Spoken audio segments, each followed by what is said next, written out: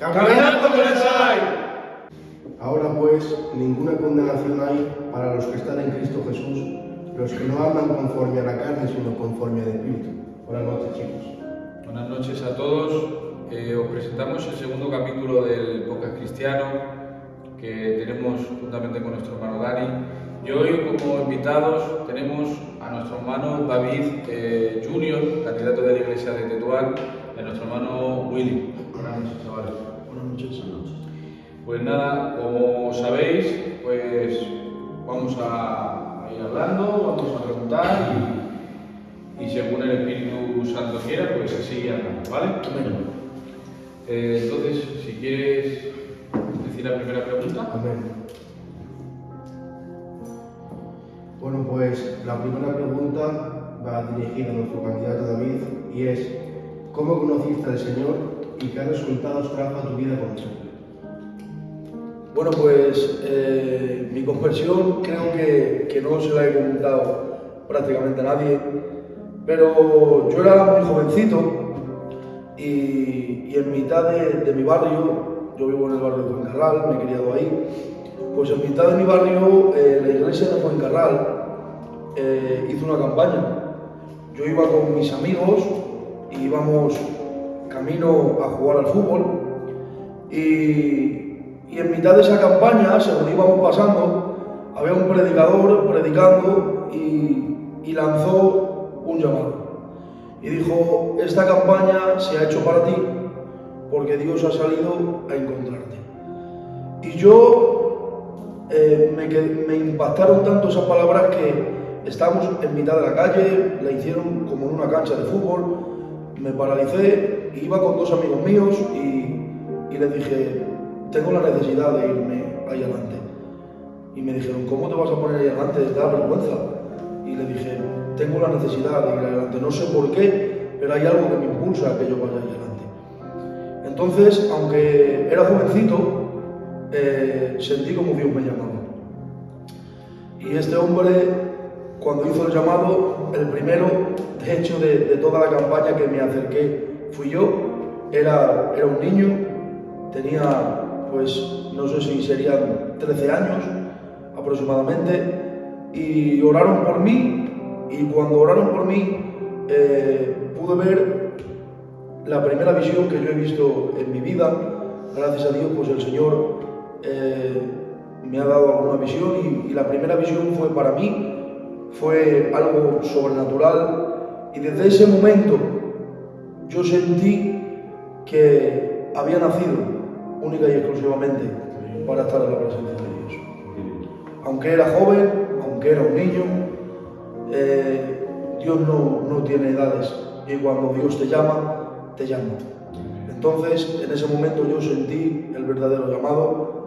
De hecho, mi padre no bajaba al culto. Mi padre es un hombre que se ha criado en un ambiente cristiano. Su familia, toda mi familia son pastores. Mis tíos son ancianos de la obra de aquí de Madrid, de Filadelfia. Pero mi padre no conocía a Dios. Y cuando bajé y le comenté la experiencia que tuve, desde ese momento algo cambió en mi hogar, algo cambió en mi casa, y gracias a Dios puedo decir, después de muchas oraciones, y que mi casa, tanto mi padre como mi madre, como yo, como mis hermanos, puedo decir en voz en cuello que yo en mi casa servimos a Dios. Amén. ¿Y qué resultados trajo a tu vida? O sea, ¿qué cambió en tu vida, en tus costumbres, en tus rutinas, en tus quehaceres cotidianos? Ya te digo, aunque era un niño y yo seguía jugando como un niño que era, sí noté que era algo diferente. El mismo pastor me dijo: la iglesia la tenemos aquí, en Fuencarral. Empecé a bajarme a las reuniones de jóvenes de la iglesia de Fuencarral. Empecé a estar en algunos cultos allí porque mi padre no iba al culto. Y cuando mi padre me dejaba, pues yo iba al culto. Y ya te digo, aunque era un niño y seguía jugando con los niños, sí pude ver un cambio en mi vida, porque vi realmente que el Señor me llamaba para estar con Él. Y desde ese día hasta hoy han pasado aproximadamente unos 15 o 16 años, puedo decir que si algo sé y si algo tengo en conocimiento es que solo me siento feliz estando en su presencia. Amén, qué bien, amén. Bueno, pues para no ir y extendernos tanto, como tenemos que utilizar también al hermano Willy, le paso el teléfono a Juli y él que haga la siguiente pregunta. Vale, pues a ti, Willy, te vamos a preguntar. Me voy a saltar el guión, fíjate. Me gusta. Me voy a saltar el guión porque Muy bien. creo que tu consejo puede ayudar a muchos jóvenes, Por supuesto. ¿vale? Porque yo te conozco, no hace mucho, pero te conozco. Y has sido una persona que has estado fuera de Dios y una persona que ha estado dentro de Dios, ¿vale? Y conoces, por así decirlo, Ambos mundos. puedes tener la balanza, ¿no? Entonces, ¿qué consejo, en general, lo que Dios ponga en tu corazón, qué consejo darías a la juventud que nos está escuchando? ¿O qué es lo que no aconsejarías? Un consejo para la juventud, en general. El primer consejo es que se lo tomen en serio. Yo he estado mucho tiempo jugando a ser cristiano. Yo tengo ahora mismo 21 años bautizado. He estado mucho tiempo jugando a ser cristiano, a asistir a la iglesia, pues lo que hemos hecho muchos, ¿no? Que nuestras familias prácticamente hemos crecido en el Evangelio, pero íbamos por obligación. Lo que me gustaría que quedara claro para los jóvenes, si les pudiera dar un consejo, es que se entregaran en cuerpo y alma. En cuerpo y alma sin titubeos. Para mí, para mi forma de pensar, el que no da el 100% es un tipo. Claro. Entonces, con el tiempo, el que no coge rápido. Y creo que creo no, estoy totalmente seguro y puedo dar fe de ello, de que el mundo no trae nada bueno. No trae nada bueno, el mundo es muy bonito, estamos hartos de decirlo, ¿no? Tiene muchas luces, nos llama mucho la atención, ¿no? Es lo que siempre escuchamos, pero es que es verdad, es que el mundo te atrae de esa manera. El mundo te va a ofrecer como joven, 15, 16, 18, 20 incluso, te va a ofrecer cosas que te llaman mucho la atención. Todos sabemos lo que nos puede ofrecer el mundo, ¿no? Pero luego cuando te metes en eso, es una espiral de la que no puedes salir. Yo, gracias al Señor bendito, pude salir de ese agujero. Y no es que ahora valoro mucho más el poder estar en la luz, porque he estado en total oscuridad. Y cuando estás en total oscuridad estás solo, sin absolutamente nada. Y esos placeres tan bonitos, algo que eso que te llama la atención, ya no se convierten en cosas visualmente bonitas. Se convierte en ataduras, se convierte en depresión, se convierte en... Había un escritor que decía que lo que primero te gusta, luego te conviertes en esclavo de esos placeres. Totalmente. Lo primero es un placer, que como dices tú, son lucecitas y placeres, pero luego con el paso del tiempo ya no es placer, ya es una esclavitud a esos hábitos o a esas cosas. En la que ya no puedes salir. Efectivamente, es una necesidad extrema y te encuentras... Hemos visto en las películas muchas veces como cuando se meten en arenas movedizas, que cuanto más se mueven, más se unen. Realmente, literalmente, eso es el mundo. En todo su esplendor, eso es el mundo. Es que suena duro, pero es que es así. Cuando tú tienes una vida que no obedeces a Dios y sirves al pecado, no es solamente que le sirvas, es que eres esclavo del pecado. Porque tú te levantas por la mañana y tienes ese deseo de caer, de pecar, y tienes que hacerlo. Y lo primero que te viene a la cabeza es eso. Porque eres esclavo de él. O sea, ya no es que, bueno, de vez en cuando no, es que eres esclavo. Y tienes Lo peor que no, perdóname que te interrumpa, lo peor que tenemos es que todo el mundo piensa lo mismo. Yo lo controlo.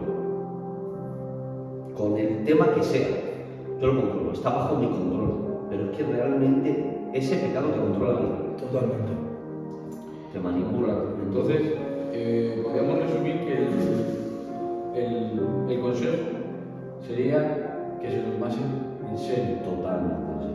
Cristo no es un juego, Cristo no es una habladuría, no es una leyenda, Cristo es real. Y igual que Cristo es real, Claro el que sí. demonio es muy real. Amén. Totalmente. Nosotros teníamos un pastor que desde aquí le mandamos un saludo a nuestro pastor, Aarón Carmona, que decía: a Dios no le has entregado nada hasta que no le has entregado todo. Entonces, si es hora de que tienes que aceptar a Dios y le tienes que entregar a Dios, entrégate por completo, porque si no, como bien están diciendo los chicos, va a ser una pérdida de tiempo, porque no vas a disfrutar de todas las ventajas que Dios nos da, pero tampoco vas a disfrutar de, entre comillas, de algo bonito que el mundo te da. Estás desaprovechando todo lo que Dios te da por no entregarte por completo. Me llama mucho la atención eso que ha dicho, y ya concluimos con esta pregunta, que su primer consejo, muchos podrían haber dicho que orasen, que leyesen la palabra, que se convirtiesen verdaderamente, pero su consejo me hacía mucho bien, primo, porque tu consejo literalmente era que se lo tomasen en serio. Y es que hoy en día, el 90% de las personas que vemos, desgraciadamente, no lamentablemente, conocen lo que es el culto y el movimiento eclesiástico, pero no conocen al Señor Jesús. Hay muchas personas que vienen a la iglesia, se conocen hasta lo que va a predicar. Incluso hay un predicador que dice, hasta juzgan la predicación de los predicadores y lo ponen en una escala de 1 al 10 diciendo como que saqué también la han predicado. Y luego verdaderamente no conocen al Señor. Y eso no es porque el Señor no les haya llamado. Creo que el Señor todos los días, precisamente que viene a la iglesia, le da la oportunidad a cada persona de arrepentirse y de convertirse. Pero claro, ellos quieren tener al Señor lo más cerca posible, como para que cuando estén pasando algo mal, pidan auxilio a Dios, pero no demasiado lejos como para obedecer.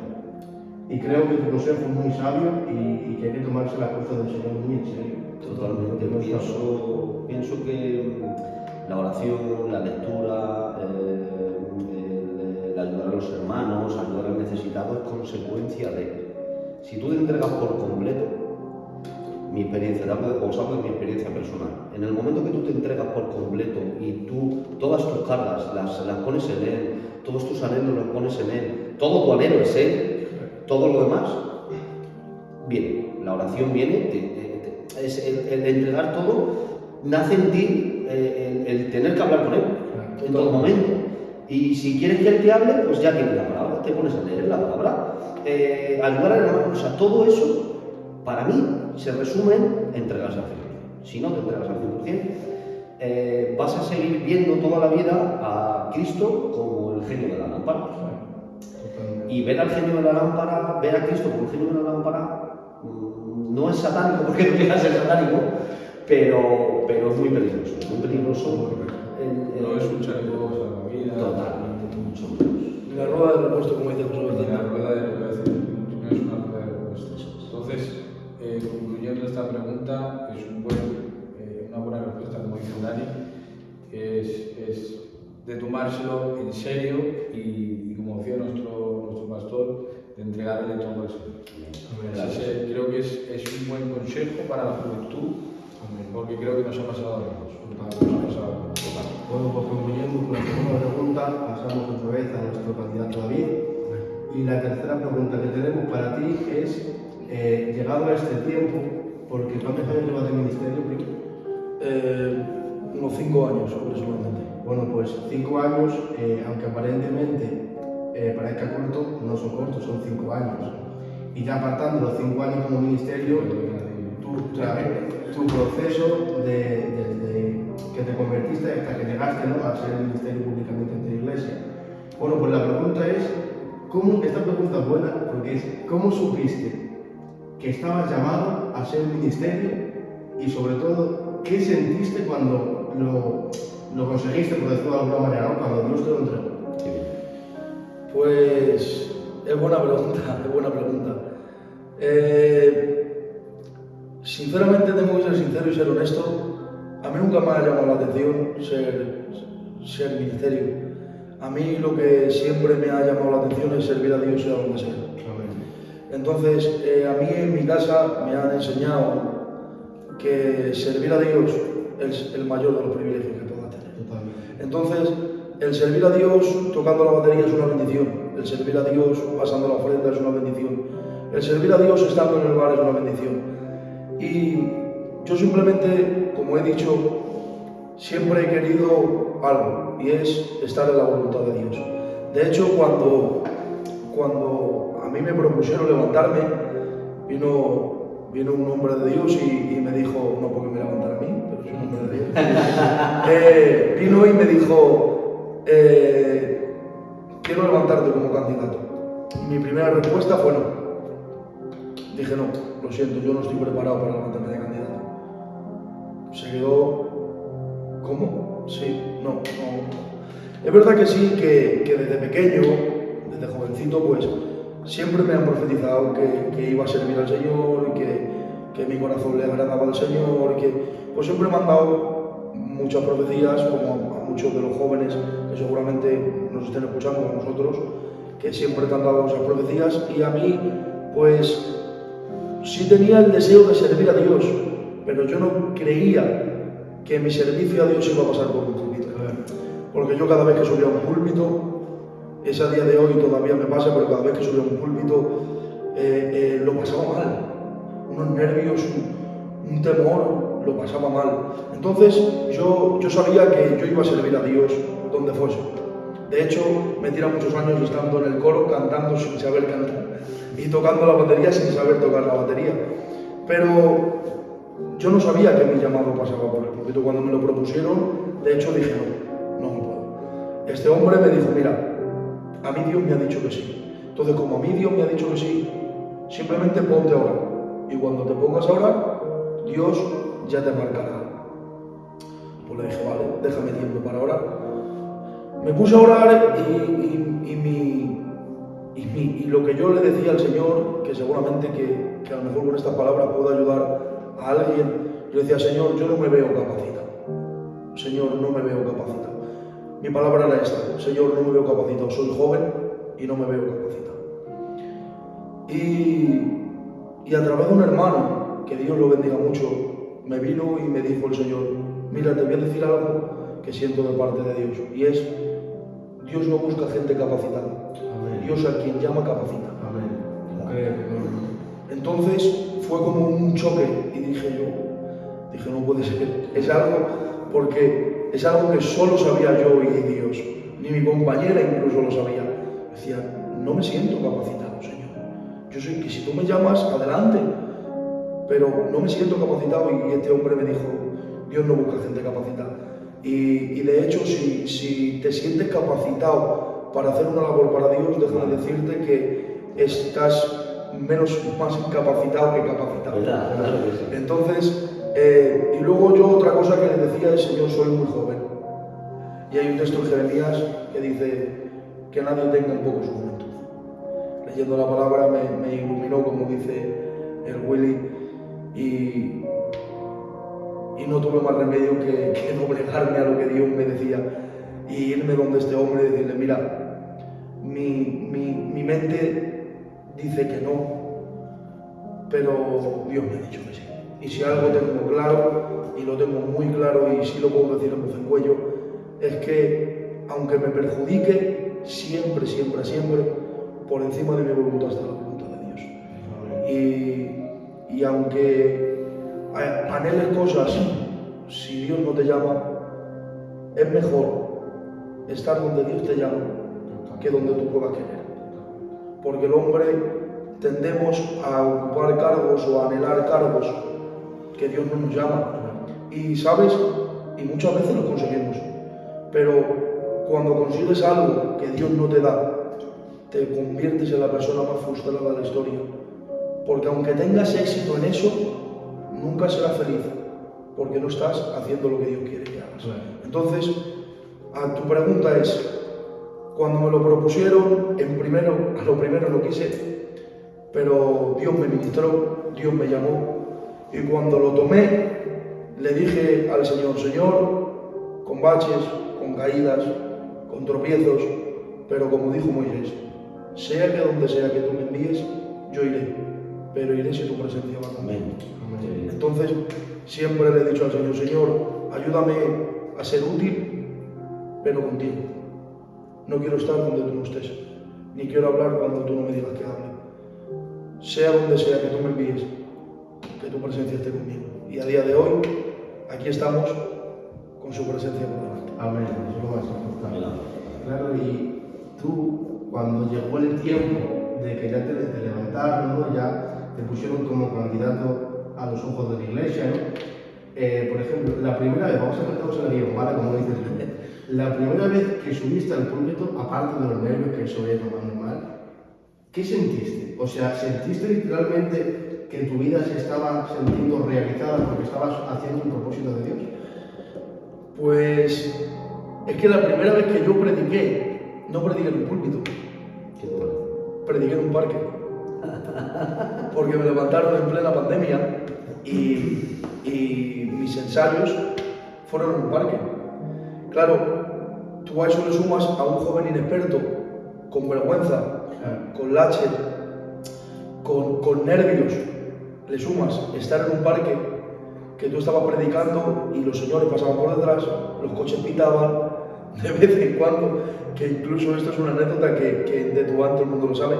Cuando hacíamos culto siempre hacíamos en el mismo sitio y había un perro que era un señor que siempre venía libre, siempre venía donde hacíamos el culto.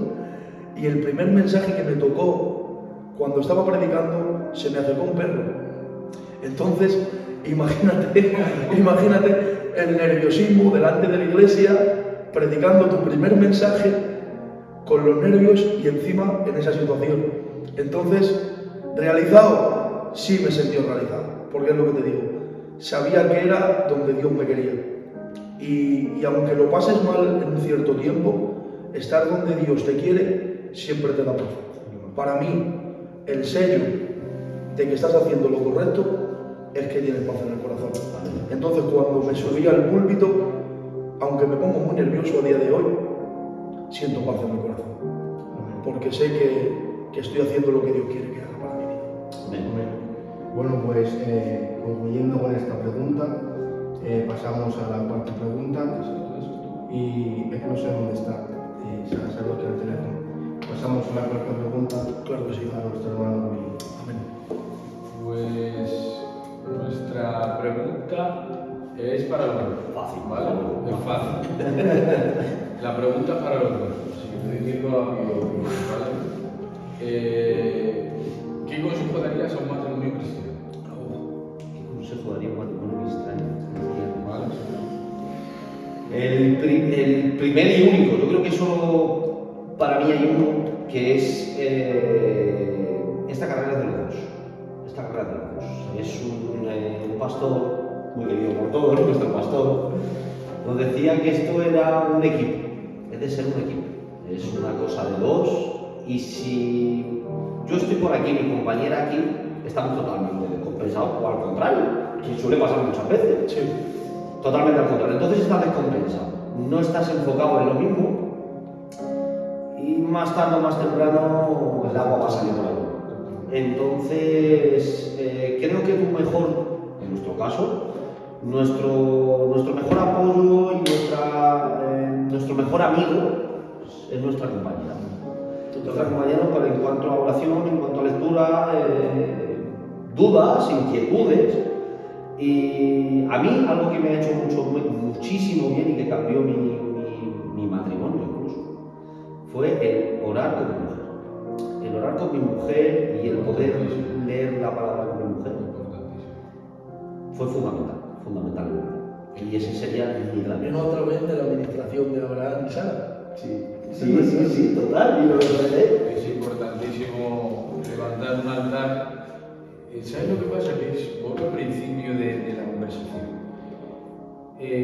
Nos acostumbramos a escuchar tantas veces lo mismo, que es que lo pasan por alto. Y nos hartamos de escuchar a los predicadores que levantemos un altar en la casa, que oremos con ella y levantes esa adoración en la casa. Claro, lo escuchas tantísimas veces que pierde como la importancia.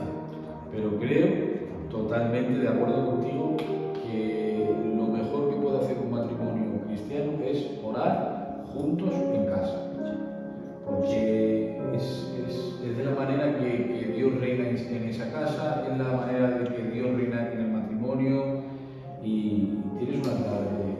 siempre lo hemos visto por separado.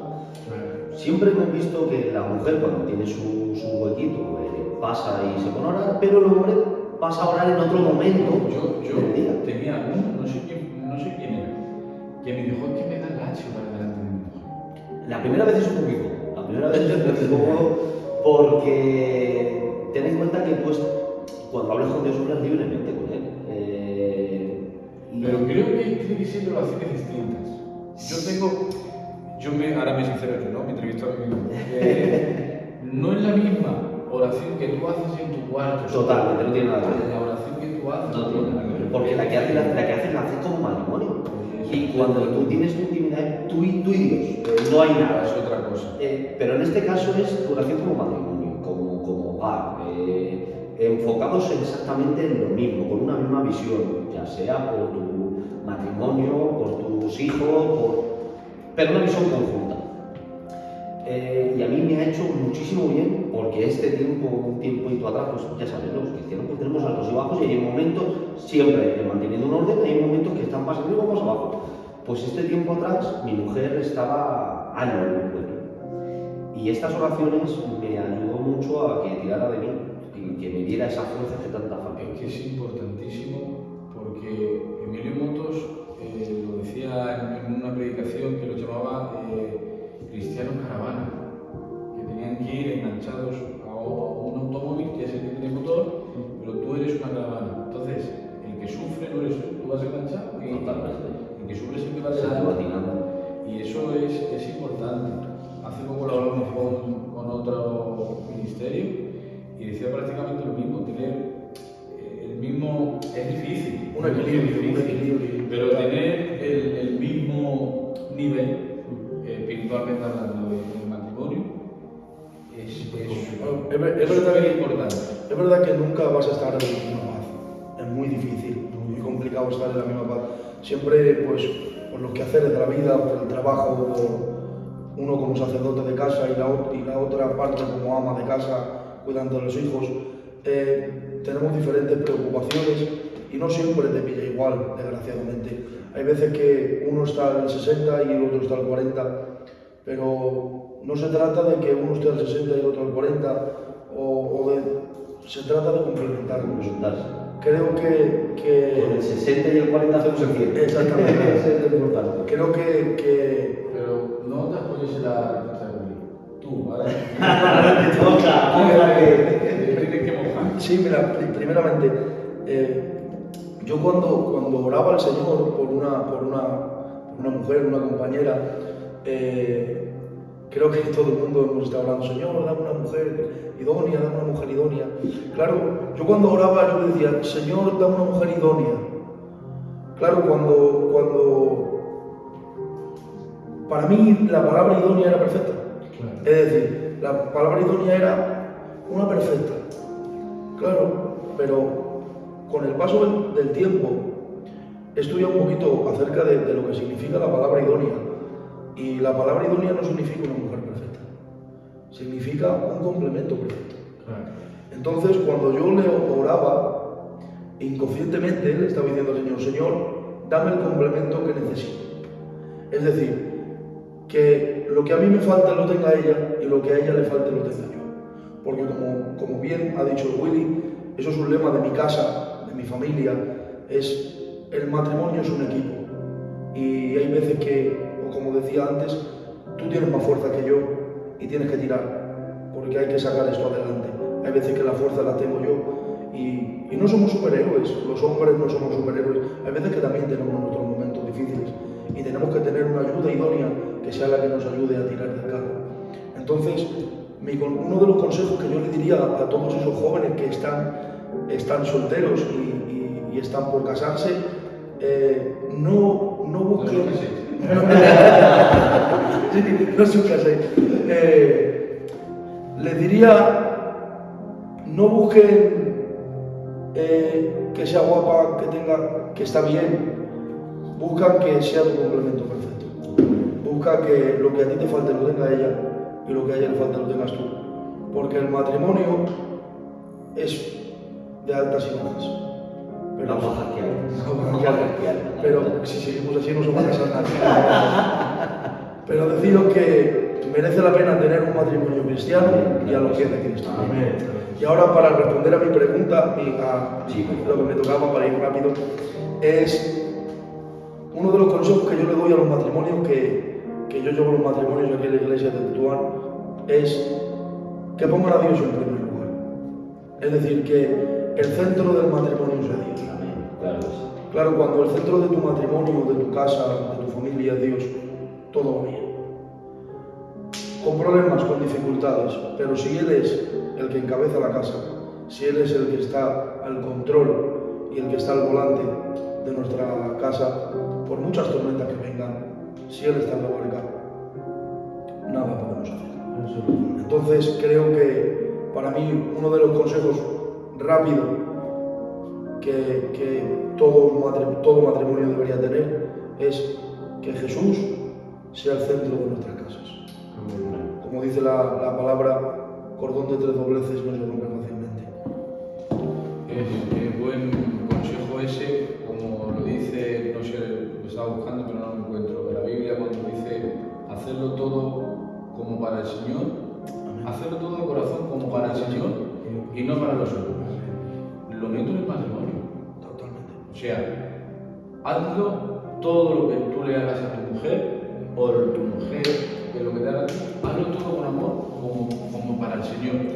Y no para agradarle. ¿Entiendes lo que te quiero decir? Totalmente, si no me equivoco, que amemos a nuestras esposas de tal manera que Cristo amó la iglesia perjudicándose por ellos, si no me equivoco. Pero sí es importante el matrimonio, que Cristo y la Iglesia hacen un matrimonio es un signo del matrimonio. No, hay unas referencias en la Biblia del matrimonio que se compara a Cristo con la Iglesia. Ahí, Porque creo que no hay relación más estrecha que la de un matrimonio.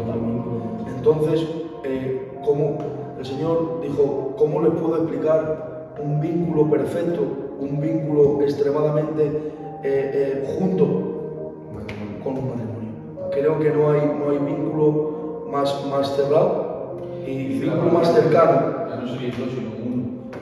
Entonces, entendiendo, como dice el Jule, que no somos dos, que somos uno, que somos un mismo cuerpo andando juntos, tú a tu cuerpo no te haces daño, tú a tu cuerpo no te pinchas. ¿Por qué? Porque te hace daño y sangras.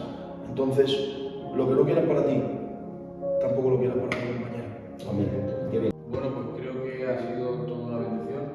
Amén. Yo he disfrutado, ¿vale? Y creo que por hoy podemos darlo por finalizado. Amén. ¿Vale? Amén. Bueno, pues muchísimas gracias David y Willy por estar aquí con nosotros y siempre por estar disponible para todo lo que se os requiere. Bueno, pues finalizamos el programa y esperamos haberles sido de mucha bendición. ¡Caminando con el Sai!